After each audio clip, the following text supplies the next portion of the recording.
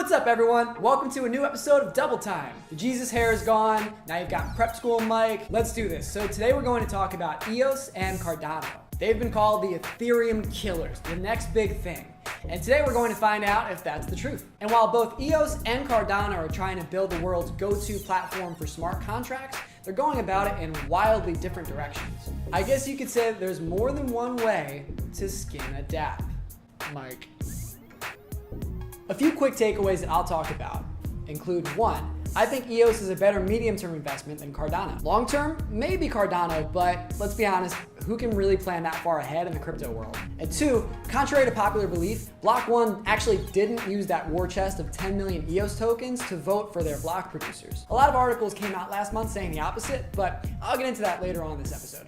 And don't forget that nothing I say in this video is considered financial advice, and I'm not a accredited financial advisor. These are just my opinions on some really exciting crypto projects. Okay, let's start at square one. Both EOS and Cardano are building protocols, or basically rule systems, for releasing decentralized software applications. So if you wanted to make a social network, kind of like Facebook, where Zuckerberg couldn't sell your data to the Russians, you would build it on one of these platforms. So what's the story with EOS? Crypto veteran and CTO Dan Larimer started working on the project in June of 2017. Larimer then started Block 1, which is the software company behind the EOS project. Block 1 then launched a year-long ICO, and that ended when the EOS mainnet launched on June 10th, 2018. Guess how much money EOS raised in their ICO?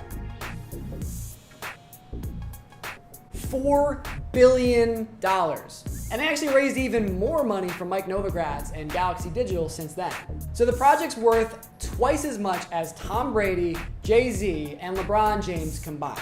EOS, if you're listening and you need any help spending any of that money, let me know. DM me. I have a few ideas. So EOS released their blockchain to the public about 2 months ago, but there has been no shortage of drama ever since. User accounts were frozen by the arbitration group called ECAF, who forced community members to block users with the promise that some kind of an explanation would be given at a later date.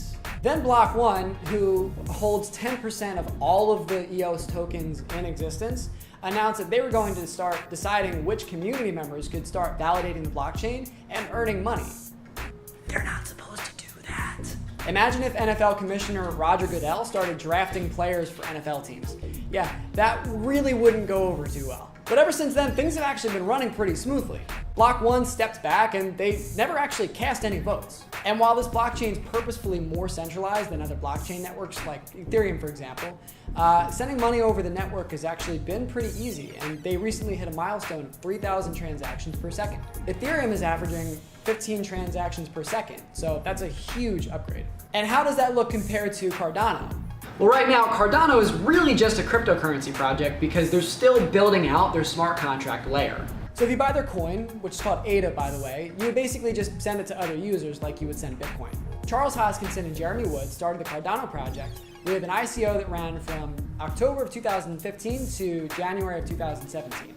It's an open source blockchain project with about 30 developers actively working on it. Now, the huge difference here is that the Cardano project does things scientifically, with a big emphasis on peer review and research. Every software update is sent to commissions of experts on cryptography and game theory and stuff like that. The upside is Cardano has some really unique ideas. For example, they use a programming language called Haskell, which can mathematically prove to smart contract developers that the code they're developing doesn't have any bugs in it. This would help avoid hacks in the application layer, like, for example, Ethereum's DAO hack in 2016 that cost the network $55 million. But Cardano's development team is so perfectionist that they're moving at a snail's pace, and they might get beaten out by their competitors. If this is a race and EOS is the hare, then Cardano is the tortoise. Now remember, I am not a financial advisor, and you should really do your own research if you're going to buy any of these cryptocurrencies. If I were betting personally, my money's on EOS to build out that full smart contract ecosystem and probably see some kind of a price spike in maybe 2019. Here's the best way to look at it. Where are the dApp developers going? Right now, they're almost all building on Ethereum. That's because all the toolkits and frameworks, like Truffle, for example, are built for Ethereum development specifically. But EOS has good reasons for Ethereum developers to make the switch. It can process more transactions right now, and unlike Ethereum, it doesn't charge users to play with their dApps. If the EOS community builds things like a command line interface, a browser plugin like Ethereum's MetaMask, an IDE and maybe some other tools, then the blockchain can grow really popular and very valuable. Cardano, on the other hand, won't be ready to process smart contracts for at least 6 months, let alone fight for new developers. But I want to hear what you think. Is EOS or Cardano a better investment? Should I cover a different project that'll moon even faster than either of these projects? Don't forget to like and subscribe for more weekly coin breakdown. Thanks for watching, and I'll see you next time on Double Time.